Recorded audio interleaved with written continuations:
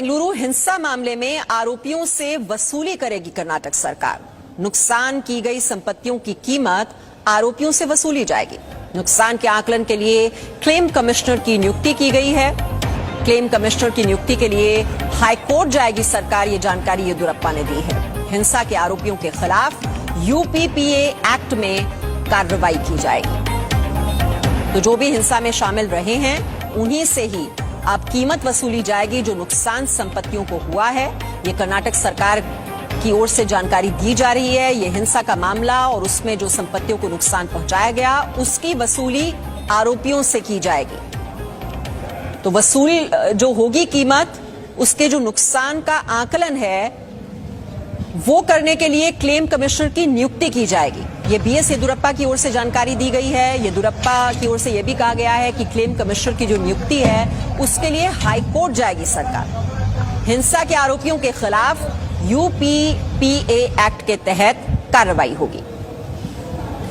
तो जो दंगाई हैं उन्हीं से कीमत वसूली जाएगी। जो सरकारी संपत्तियों को नुकसान पहुंचाया गया, जो हिंसा की गई, उसकी कीमत वसूली जाएगी दंगाइयों से। और जयपाल इस खबर पर और जानकारी के साथ इस वक्त हमारे साथ जुड़े हुए हैं। जयपाल, जो सरकारी संपत्तियों को नुकसान पहुंचाया गया, जो कीमत है उसकी वो वसूली जाएगी इन्हीं दंगाइयों से, और उसके लिए क्लेम कमिश्नर की नियुक्ति की जाएगी और हाईकोर्ट जाने की तैयारी में है सरकार।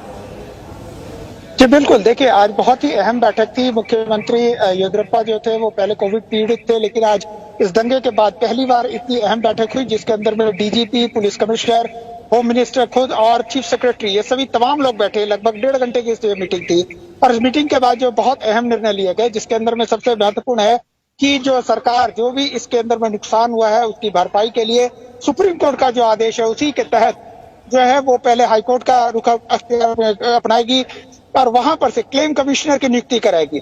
इसके अलावा जो भी इस एक्ट के अंदर में जो लोग भी संलिप्त पाए गए हैं उनके ऊपर में यूएपीए एक्ट के तहत कार्रवाई की जाएगी। ये सबसे अहम मुद्दे हैं। और इसके साथ ही जो है राज्य सरकार इस बीच में एसडीपीआई को बैन करने को लेकर के भी एक क्या कहते हैं पूरे दस्तावेज अपने तैयार कर रही है कि किन किन मामलों के अंदर में इस संगठन की संलिप्तता रही है, और वो दस्तावेज तैयार करने के बाद मुख्यमंत्री के सामने रखे जाएंगे। उसके ऊपर में एक बड़ी बहस की जाएगी और अंतिम निर्णय कैबिनेट लेगी ताकि वो अपने तौर से एक रिकमेंडेशन जो है वो केंद्र सरकार को भेज पाए। चूंकि एसडीपीआई एक पॉलिटिकल पार्टी है तो उसको लेकर के कई तरह के कानूनी व्यवधान भी हैं, के लिए उनको सारे सबूत एक तरह से जुटाने होंगे।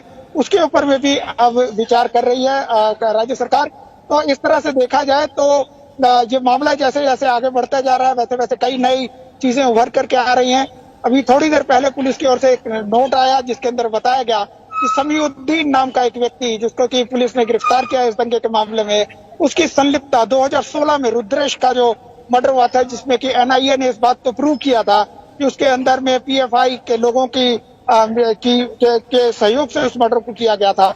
जी जयपाल, ये बहुत बहुत महत्वपूर्ण जानकारी आप दे रहे हैं। दर्शक जो अभी हमारे साथ जुड़े हैं उन्हें एक बार फिर से बता दें, कर्नाटक में social democratic party of India पर यह प्रतिबंध की तैयारी की जा रही है। कर्नाटक के गृह मंत्री ने कहा है कि एसडीपीआई पर प्रतिबंध लगाने पर विचार किया जा रहा है।